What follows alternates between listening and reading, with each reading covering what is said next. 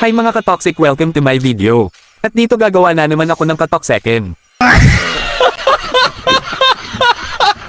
Dito midline ako. At dahil midline ako, gagamitin ko yan ng Claude. Saludo ako sa mga kakampi ko dahil wala silang reaction. At dito may nakalaban ako na Top Global 11 Masha. At dahil mababait ang aking kakampi at may Top Global Masha pa, gagawin ko yung Toxican Best.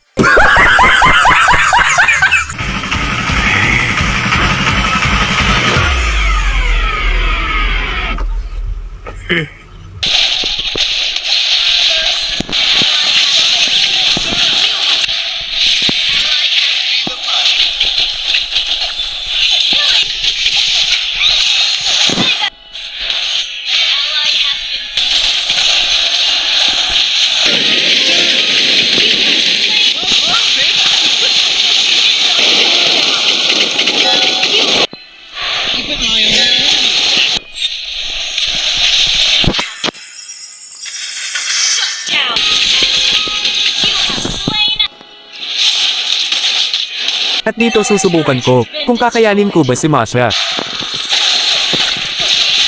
Hindi talaga kaya, ang sakit.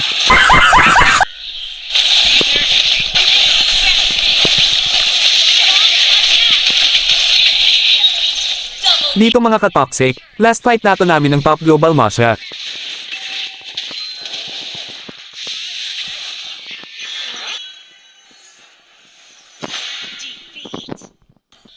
Ginawa ko na yung Toxican Best ko pero masakit talaga yung Masha.